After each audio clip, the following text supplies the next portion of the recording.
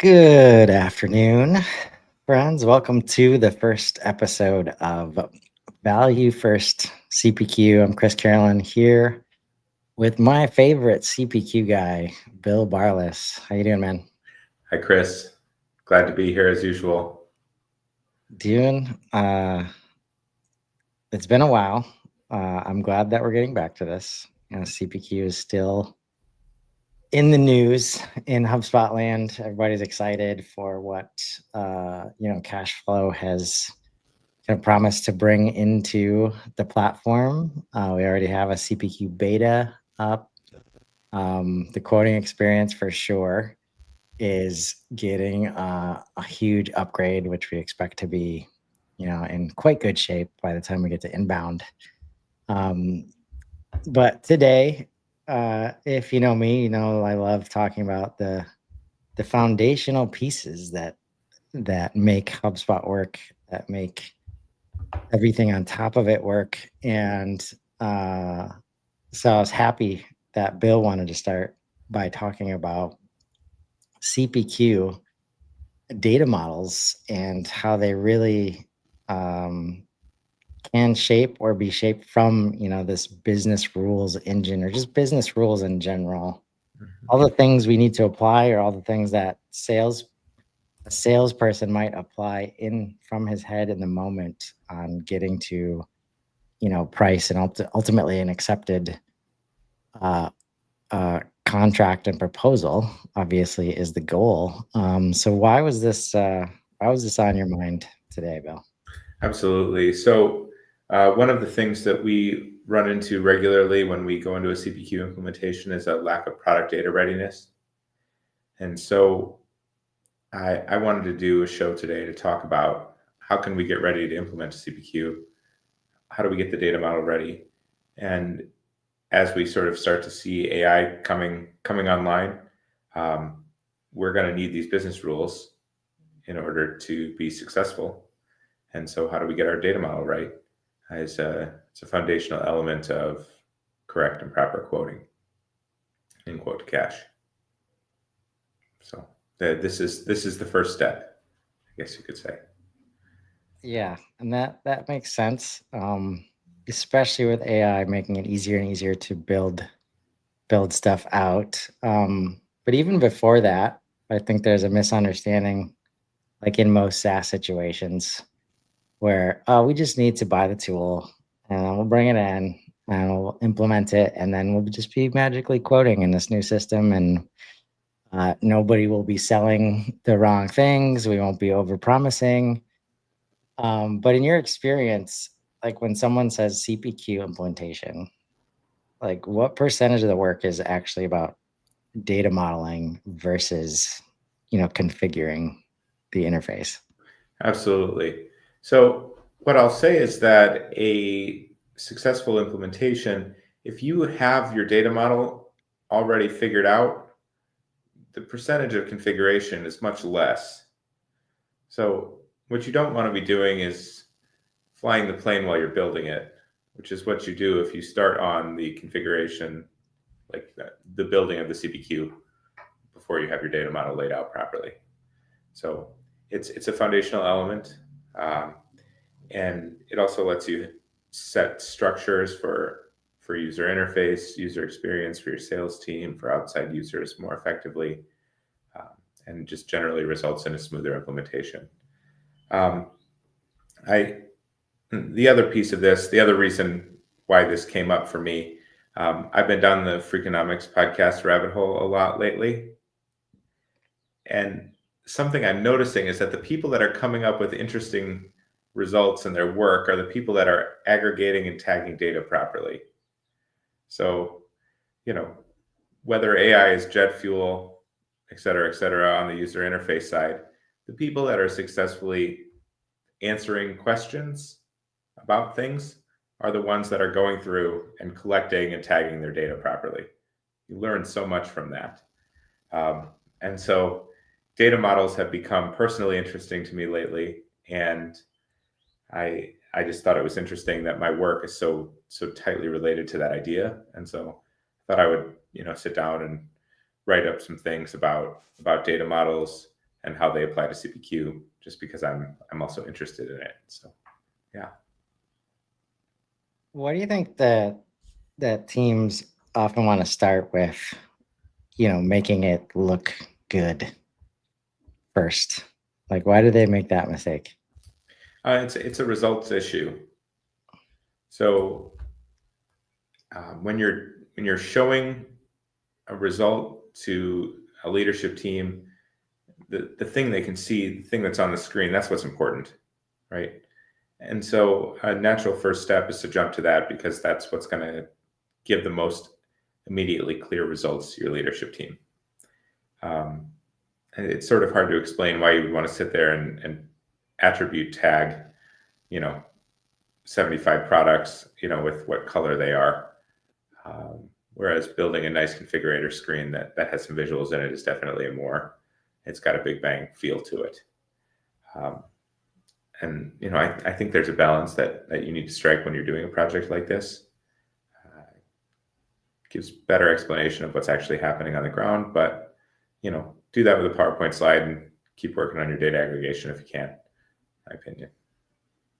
Right. No, that makes sense. But often we might be working from, PowerPoints or spreadsheets or Word docs. It's really like you want to be mad about it, but you got to commend some of the sales folks out there that just come hell or high water, they are putting a document together. Yeah. That is winning deals, sometimes significant deals, because they know how to do the rest of it, and then make sure to not lose it at that point. But as soon as you try to bring that, like when you start from a place of trying to mirror the existing sales process into the system, sounds logical if that's what's been working, for you to win deals, which that's what has been. What doesn't work is everything outside of that. When you bring somebody in and you got to train them and they got to shadow you for 6 months to understand the product. Why, like, what is the detriment that we see when that happens, when they approach it from that perspective? Yeah, absolutely. Well, I think that's an interesting conversation, but I almost want to take a step forward in the process, right? So we've talked a lot about sort of the why, about, this is why you want to do a CPQ, this is the benefit of it, things like that. And we've also talked about processes that work and processes that don't quite a bit, right? You don't want to automate a bad process. But the step on the journey that we're talking about right now is, in my opinion, the one where we have already sort of formalized that we have a good process in place, and that we want to allow both human users and AI users to more effectively use the system that is in place, right? So what we're talking about today is, it's a few steps down the road from figuring out if the process is working or not. Let's sort of assume that, we've got a good thing going and we're ready to kind of take the step of starting to aggregate data. Does that make sense? Yeah, sure. And so when you're doing that, so now you've got a process that's working, you're kind of in agreement with it. What are the steps to get the data together to sort of put it into a working CPQ? So in my opinion, there's a few sort of starting, like this is the starting blocks, right? The first one is determining single source of truth for the data and where it's going to be stored. Okay. So when you're in an enterprise, you have an ERP, you have a CRM, and you have a CPQ platform. Okay. That might not be universally true, but in most cases, these platforms are going to exist, right? They're the pillars that you're using to run your business. And so sort of the first step that I always want to take is to decide, where are we going to house the product data in its final state? Where's the master of the product data? Whether it gets propagated out into other systems, that's a later conversation, but where are we going to master the data? And so I like to put all the data in HubSpot and the product master personally for a CPQ system. I think that HubSpot's product Like the actual product library is extensible, which is nice, right? Holds a lot of good information. You can put a lot of data into it easily. The importing tools, all of that stuff work really well, right?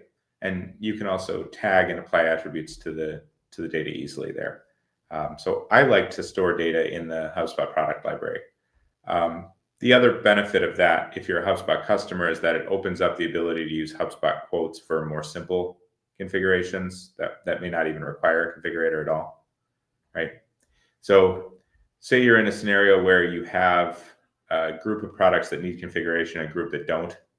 So, you're selling wires and cables, but then you're also selling, I don't know, something that gets wired and cabled together, right? Beautiful example, Bill. Nice, right? Maybe the line of business that has things that are wired and cabled together needs a configurator, whereas the wire and cable that you sell by itself doesn't, right? Yep. So keeping your product logic in your CRM might mean that your flat line item quoting can all just happen right there. So I'm always attracted to that idea because it can, with a few tweaks to a quote template, you might be able to get a fair bit of your product library quoting right away, right? So, and tagging things with attributes is still really important because then you can get them onto your quote document easily in HubSpot too. So Why is it generally so hard to get to the single source of truth? Yeah, there's a few different reasons that I've seen. The first one is not being involved in the engineering change request process properly. So the products are constantly shifting, right?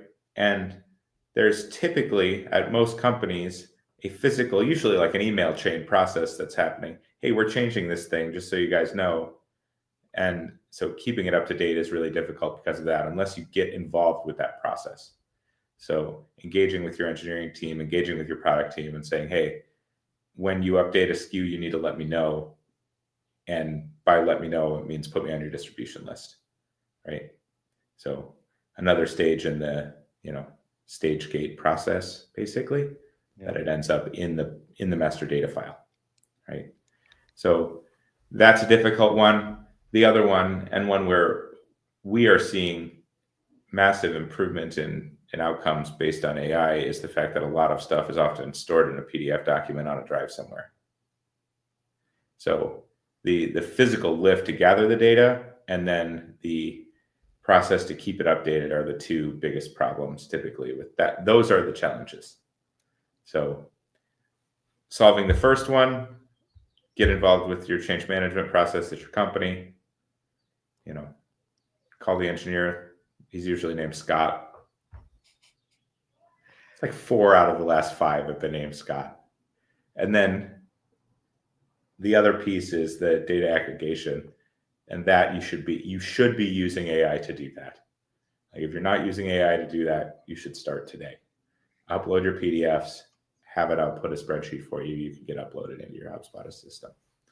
So why do you think it's so revolutionary that we're suggesting that the place that is most closely associated with the customer is the place that should command like the master price data? Like that makes sense to me. Like if we need the customer to understand what the product is and how much it costs, we need the salespeople to understand that. Yeah. Why hasn't the CRM been trusted like for that? Well, I think that it depends on the organization. In a lot of places, it is trusted. And the other thing is that I'm not even 100% recommending that it's always the master of a product SKU. What I'm saying is that's what I like to do, right? In some companies I've come into, the master is sitting in the ERP. If that is the case, sometimes you can add additional information, enrichment to existing data that's coming from the ERP inside the CRM for where the salesperson needs it, right? So I'm not necessarily saying that it should always be like that. That's just my go-to recommendation whenever it can be. And I think that what you're hitting on is that it's because it is a customer-centric piece of the puzzle. That this is a part that's really vital to a customer experience. Like you need to know how much something's going to cost and what color it is. And to do that, the data has to be at the place where the salesperson can get to it, right? Yeah. And like that's where all we're saying is to work back from the customer instead of work back from the product data, Yes. right? Because usually what we see is the accounting system or the ERP has that. Mm-hmm. And then we start working back from there, and you end up with ERP data. It's a little bit different from the CPQ data, a little bit different from the CRM data. Yeah. Because everybody involved in the chain, since it came from ERP, has to translate and transform it into a consumable thing for the customer. If you want to sell stuff, right? It's built for, from a product data perspective, Mm-hmm. designed for manufacturing and inventory, Yeah. instead of for selling, Yeah. instead of for buying, right? Like it was always surprising to me when it's so easy to get people on board with e-commerce and portals, but the moment you say, okay, it's going to be seen on a page and we don't have a product name field like in the ERP, Yeah. right? That's where the whole single source of truth argument starts to break down really quickly. But for me, I've started, like single source of truth in what aspect? Like if you do it from the data, it's so easy to bring it out of context and understand why the data cannot be the single source of truth in those moments. Mm-hmm. But as soon as you look at it from the user perspective, like that's who needs a single source of truth. And if they're never in the ERP system, that cannot be their single source of truth. Absolutely. Right. So whether it's sales operations or even the customer logging into a portal, mm-hmm. we just have to it's almost like as I talk through this out loud, it's like we've let ourselves off the hook of how really good integrations need to be to support the goals that we have. Like the single source of truth that half your team can't get into and the customer is never going to see. Is it really the single source anymore? How good it doesn't matter how good is it, but if by the time it gets in front of the other people, it has either one, started to misinform, or two, taken 3 weeks to get in front of the customer. Yes. And we've lost the opportunity. Correct. Right. Absolutely. So, okay, so we've talked about product mastering a little bit, right? We've talked about the why potentially integration with enrichment can be a great way to do it. Mastering it in the CRM can be a great way of doing it. Mastering it in the CPQ can also be a great way of doing it for a third reason, which is that's the consumer of the data, right? So the receiver of the data is a person buying something, but the consumer is the CPQ system to spit out that price and that experience. So there are benefits and downsides to each situation. Also, what we talked about right at the beginning about assuming a good process.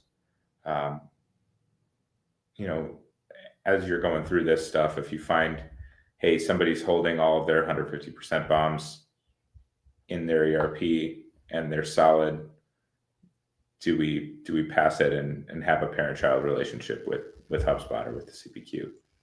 Like it's about making sure that your data is available to the right sources easily. And by BOM, you mean bill of materials. Oh yeah. Yes. Boom. I'm sorry. Yeah. No, I think that's where we are trying to build one system, and like this concept where you have 10,000 SKUs, because literally you have to be prepared to ship any of those 10,000 because that's the choice you've given your customers, right? And that's why the operationalized systems like the ERPs, the inventory management, like the product lifecycle management systems, where it's like, okay, give me this data and then we will create SKUs. But if you think like Mm-hmm. a product library should exist where it's iterative SKUs and the team's going to have to scroll through and find the right one, like it's just No way. not, No way. it's hard to make that consumable for a customer, um, and hard for the team to maintain. Like, and of course, as you start to do that across systems, like it's ripe for. That's why that actually so cleanly leads into the next thing I wanted to say, which is about simplifying and normalizing your product structures. So you might not need 10,000 SKUs at all, right? You might need a product library that has a base product and then the various possibilities of attributes that can generate a buildable SKU, right? So wired together item, red and blue. Maybe that changes the SKU that the manufacturing team needs, right? But you probably shouldn't have to make a salesperson or a customer pick between those two SKUs. They should be picking a drop down that then creates the SKU. And to do that, you must have your product data and your data model set up right. So what we're talking about here is, so you have a manufacturing machine, you want to generate a SKU that's buildable, potentially with a bill of materials associated with it, right? To do that, you really need to have, I usually start on these things from a spreadsheet, but eventually they do get uploaded into the CPQ or into the CRM and then consumed. But this is my base model. Here are my options that are applicable with this base model. And then a salesperson, that's what sort of starts to drive the product selection questions. And then in the future from there, guided selling. So you have to be able to have your base product and then tag it with these attributes of what the options are. See what I mean? So baking in some of that stuff in so that it's not exactly rules driven, but it's more driven by the product itself can be super meaningful and super useful. Does that make sense what I'm saying? Yeah, I think what I'm hearing is like so much of this, especially like you bring in CPQ because there's chaos or there's like surprise margin hits and too many discounts. We need approvals. We need like prevention. We need risk management, right? Yep. Well, you create barriers when you do Yes. that. And when you focus on the products, but from the perspective of what the customer wants, right? Like, and this is where I just talk to your sales team about like what the real value is. And they'll tell you, yeah, I sell this thing like way more than the other things, right? We're creating all these rules. And I just want to be able to sell this thing I know that they're asking for. And you're making me go through all these rules. Yeah. It just creates a lot of, you know, um, creates a lot of friction at the end of the day. Yeah. Well, and that's again why I think having all of your attributes tagged out at the beginning of a project, getting your data model right for this is my base, these are my options that go with it, is so valuable because it lets you do a little bit of that Pareto analysis you might want to do. So should we even be offering this thing in red? It's a valid question, and how are you going to know? So being able to look at quote volumes for the thing in red is super helpful. And to do that, you need to have all of this data tagged out properly. So how do you go about getting it out of the heads of the team? Because that's usually where it is. And what I've seen happen is you're like mid implementation, right? You've already put structure in place, and they're like, oh, we know we told you that never happens, but actually it does. And it just happened today. It just happened last week and I didn't remember. And this is from like, I remember when I was at ASI and having to train somebody new. And it was, I would always say a rule and then provide an immediate exception to that rule. Yeah. Like, and without, since we didn't have anything documented, right? Like, oh, it was this person. So yeah, in this case, they get this price, right? Because they're buying on the third calendar year of the eighth millennia. Like just all these rules start coming out. And it's very hard to like design it out of these manual processes in a way that, you know, still supports the customer relationships that we have. How do you start to go about that and try to get it to happen before we're implementing? Yeah. So the biggest one, and I struggle with this regularly, trying to think about, first of all, how to describe it, and then secondly, how to do it well. A CPQ is a net that catches product logic, not a well-defined, this is the single rule that will always apply, right? So you need to generate enough flexibility in your plan for how you're going to have this thing set up that if there's a Chris Carillon exception, it can fit in, right? And that is, this is the friction. This is the pain. And I don't really have a full answer for that yet. I hope that someday I do, but at the moment, I don't really know how to solve for that. That is it's a pain point of using systems the way that we do. You know, because at enterprise or at the boardroom level, people want to have the same proposal look the same every single time. And, you know, when you're on the street, that's not really what it looks like. And so I'm still working through that issue regularly with a lot of our clients. I don't really have a good answer yet. It is painful though. And Yeah. you know, you don't I want think, to. right. I think thinking back to that time and also what I'm experiencing now, it's like, we've got to get better at just bringing everybody together.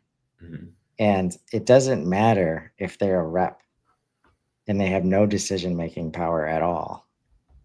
Like they're experiencing their actual process, Yeah. right? Documented or not.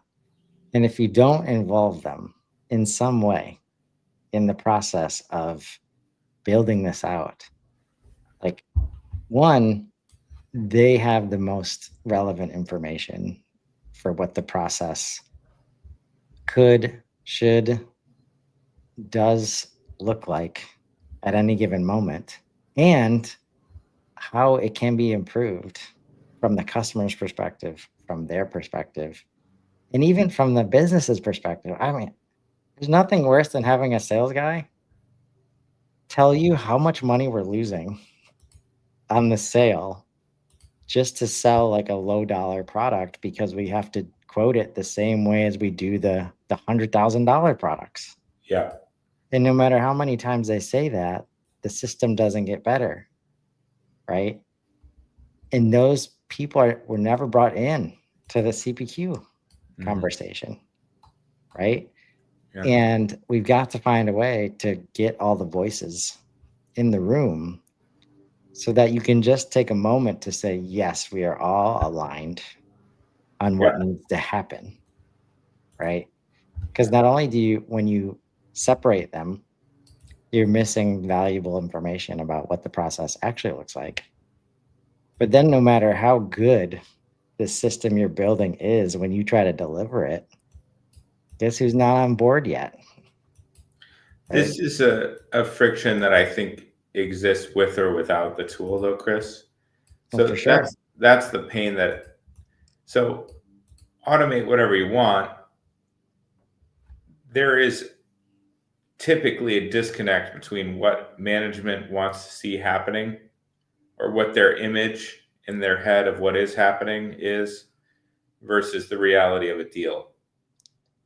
the pain of actually getting a business deal across the finish line is excruciating a lot of the time. If anybody's ever been in one, I'm sorry. It happens to me routinely, unfortunately. But it's extremely challenging when you have, like a prescribed way that you're expected to do something, and all of a sudden the reality hits and it's just not the same thing, right? I would love to solve that with CPQ. I don't know. I don't know if we can. I I mean, think, that's where the whole purpose of value first is understanding that the tools cannot solve the problem. yeah, CPQ, CRM, ERP, iPaaS, whatever.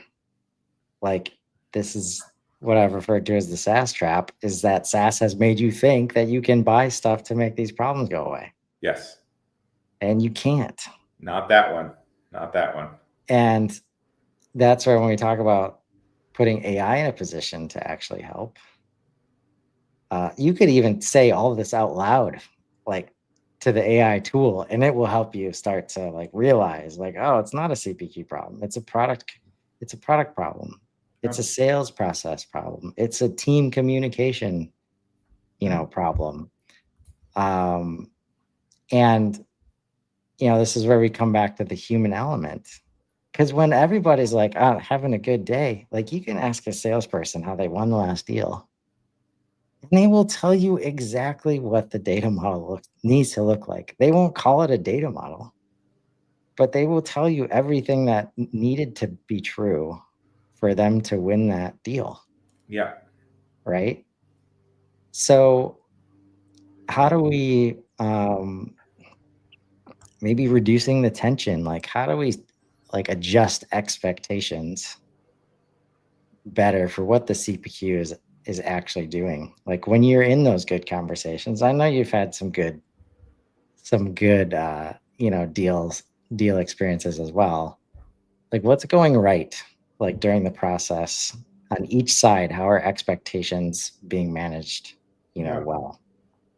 absolutely. No, it's a good point.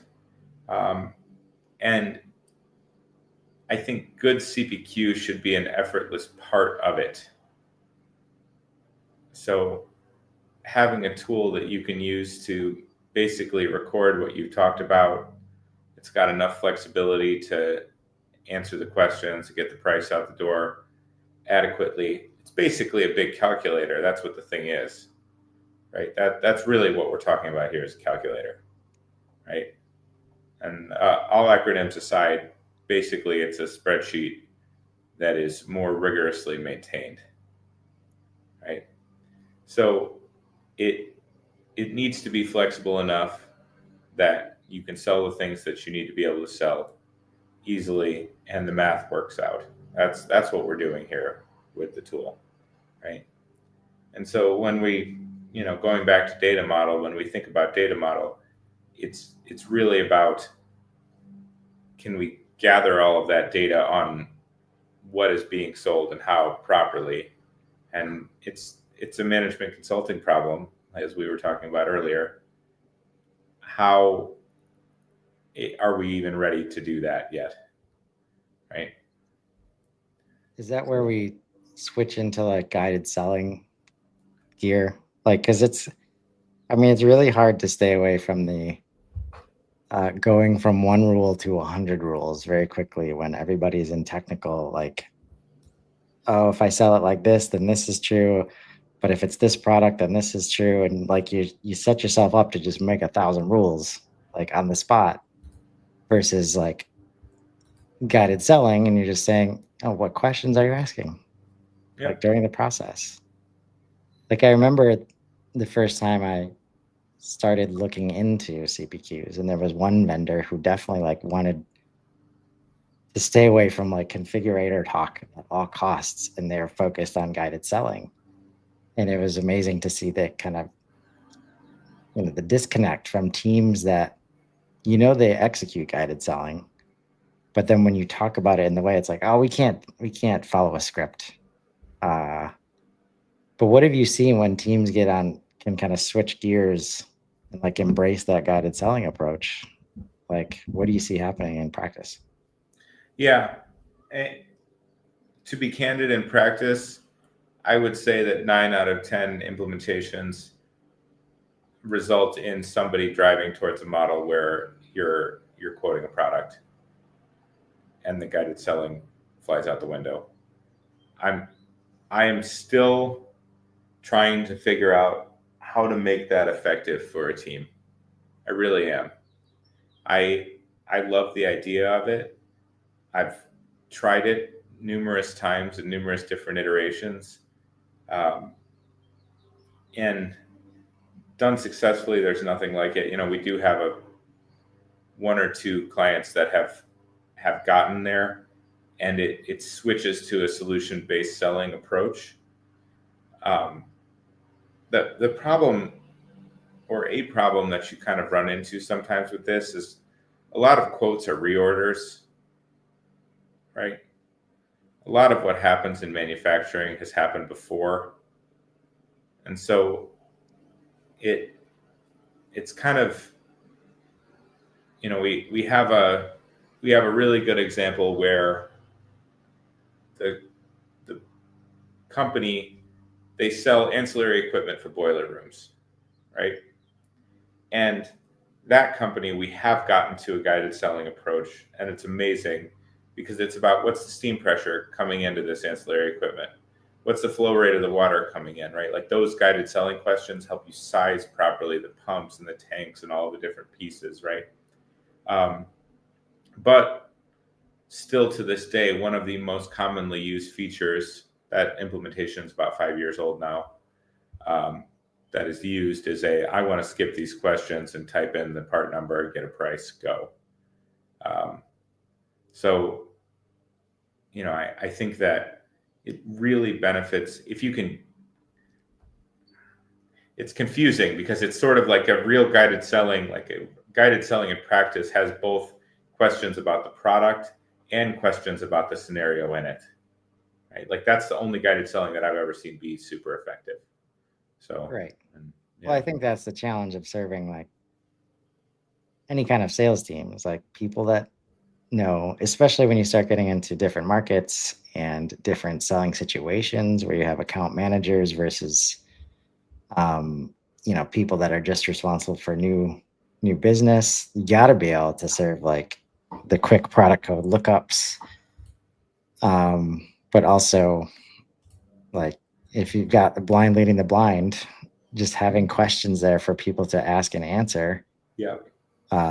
is often the most successful approach, because then you're not prescribing before you know what's wrong. But it sounds like, again, we come back to a sales strategy problem, that in order to embrace guided selling, you have to actually guide like the buyer instead of Yeah. prescribe what you want to sell, because you've got to hit your KPIs Yeah. for the end of the month. Absolutely. Well, and what we're talking about here is a manufacturing use case, which I think is very different from what we're used to talking about with CPQ in the HubSpot ecosystem. Most of CPQ in the HubSpot ecosystem is talking about SaaS, right? We're talking about selling software. This is the different thing, right?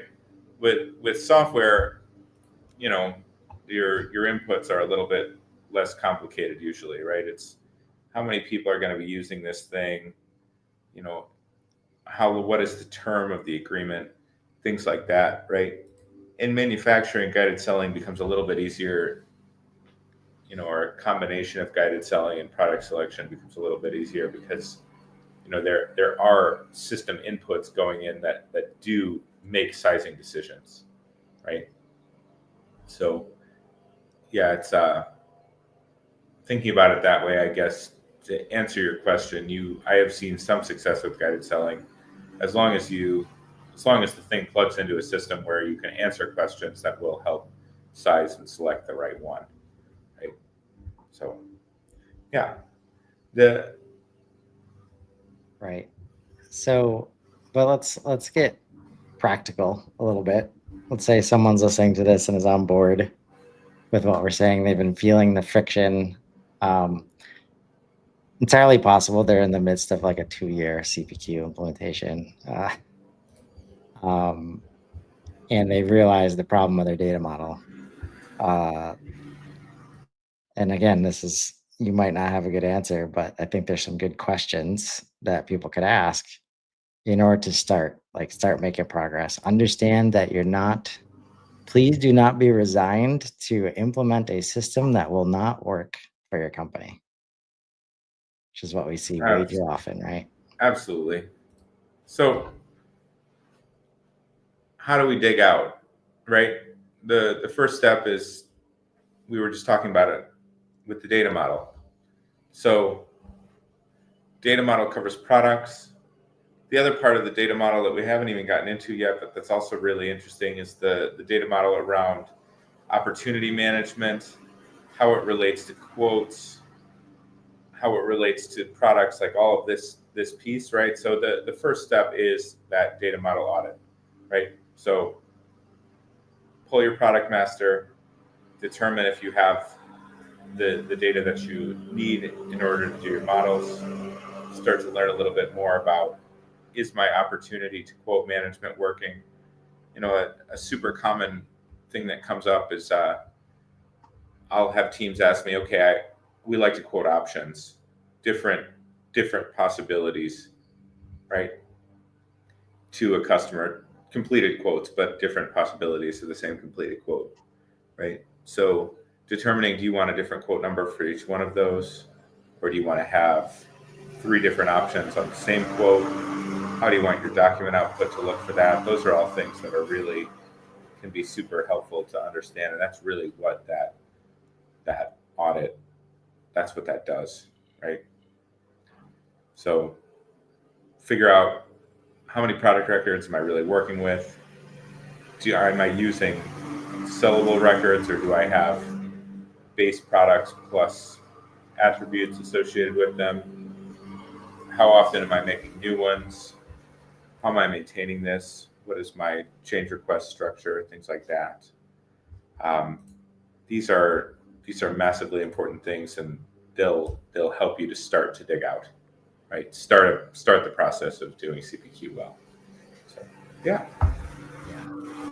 And I love, like, when in doubt, look at it from the customer perspective, whether that's an internal customer, like a salesperson, or the person who's supposed to quote on behalf of the salesperson. Um,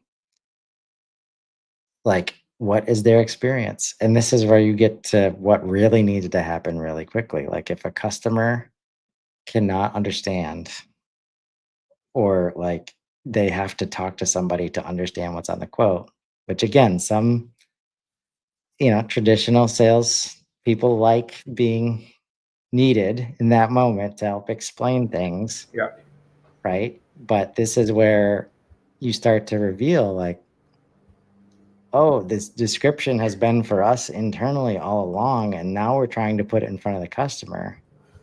Oh, that's why they have all these questions around, this thing. That's why the discounts don't make sense, even though we just told them on the call what it was going to be, right? Even to this point, that's why the PO comes in, and then our team that has to process the PO doesn't even yeah, understand it.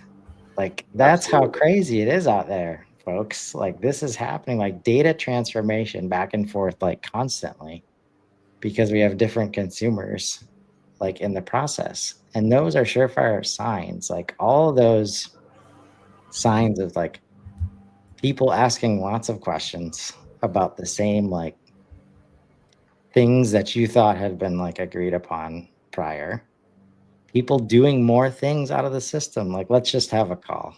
Like, can you just tell me in email, like, what this means? Yeah. Right? And the more that happens and the more that works, the less the system, you know, is gonna Well, be used, right? and that's why I really love working with you, Chris, and why I think we make such a good team when we're doing projects like this. All of the data modeling that I've talked about happens based on good decision making. See what I mean? So work out how you want these things to work with agreement from your sales team.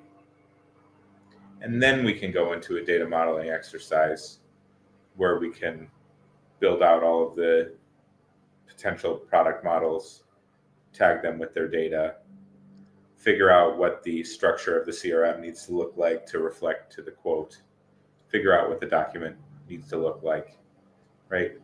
So it's really like there's more than one phase to this. And the first one, all of the decisions that you're talking about, Chris, are baked into that data model, right? So going to get it is yeah. So for people that want to start, like you started alluding to it a little bit, but to get towards that, go towards that value first data model, like what's a practical path? I can tell you what it's not, just to give you a hint. It is not starting from a blank slate and then trying to figure out rules that will apply to any and every configuration that might come up, even if you haven't sold the thing ever, right? Where else do we start? Absolutely. So usually the win comes from the highest run rate products and potentially the simpler products, right? So choose products where there is either a high strategic value. It's what high run rate really is, right? You sell a lot of these things, right? Or start with some more simple ones to prove out your concepts. That's how we always recommend getting started. The other thing is, how do I even say this? Don't let a consultant sell you a turnkey CPQ. That's exactly how you say it, Bill. Okay, don't let a consultant sell you a turnkey CPQ. I had this conversation with somebody today, and I mean, if it's desperately needed, like there's no resources, fine, you can bring somebody in to do the product modeling. But the truth is that having somebody in the room, preferably, in my opinion, in an engineering department, but whatever, that can make updates to the product models and add new ones is hugely beneficial, right? So, if you can find a partner who is really going to genuinely partner with you in the deepest sense of the word, they're going to learn your products, care about the product models, take care of them like they're inside. They're willing to be in an engineering change request. That's not what I'm talking about. What I mean is a vendor that's going to come in and model everything out for you, implement it, and then leave. That's not what you're looking for. What you want is the capability to self-service your product models, if that makes sense. So Yeah.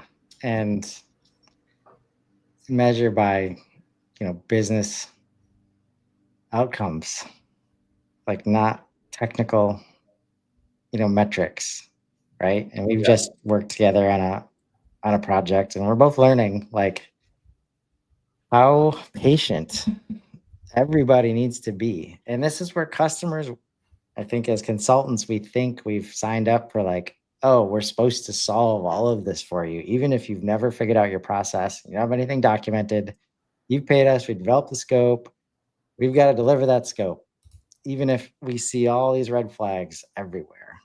But when you talk to the customers, like customers are used to that too. But when you say you can align on common sense things, like maybe we don't start with the process where you got to call and email 5 different entities every time somebody that one's not ready, like for a configurator, right?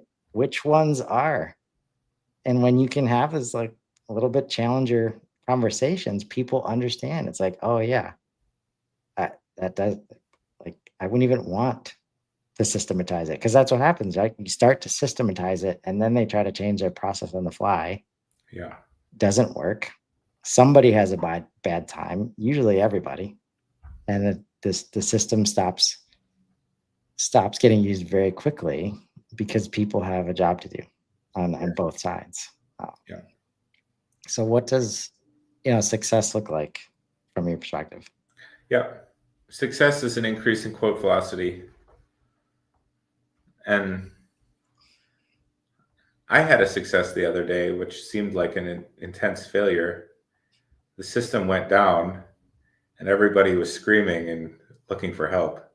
So, I guess one would be there's actually, I think, an IT terminology for that where you turn something off and see who screams. I think it might actually be called the scream test. Okay. But anyway, That one transfers a configured BOM into an ERP system for manufacturer. And so I would say that some of the wins that you're going to get are ones that are going to be difficult to measure because you might not have had the data from what was happening before. But I would measure success KPIs in a more agile way based on business impact. So are we able to turn quotes around more quickly now? Are we able to save costs on additional staffing? Is there not a giant sucking noise when somebody leaves the room for the last time on their retirement day?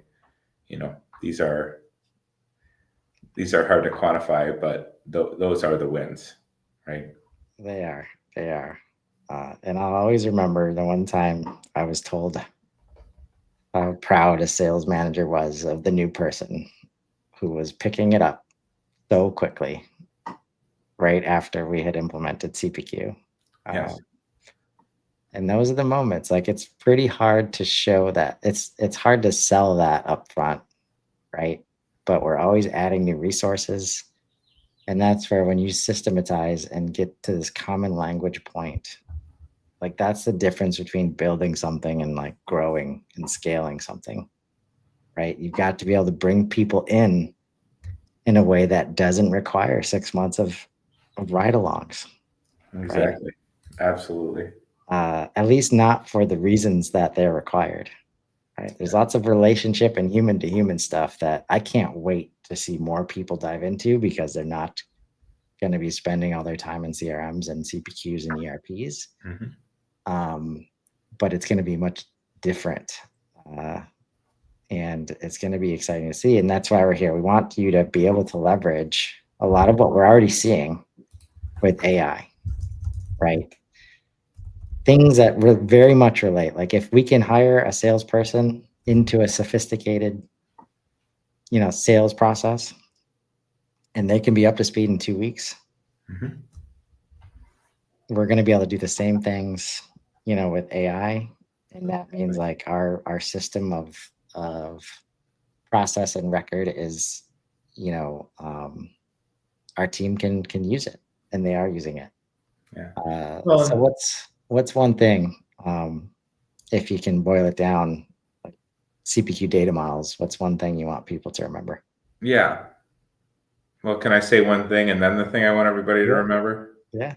Okay. Because there was something that you just mentioned there that is so important.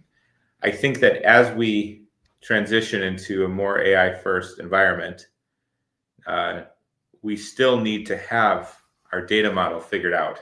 In fact, I think it becomes more important, because we don't want Claude to be hallucinating what the data model should be. It needs to be there and well defined so that the LLM can actually use it to make the judgments that we need it to make properly, right? So I think business rules engines, maybe in their current form will change, but I think that the concepts behind it, that data modeling process, still needs to be there. So still super important. And in today's world, where we are right now, and probably for the next couple of years, the product data readiness and data modeling component of a project is still probably I would say in the range of the most important.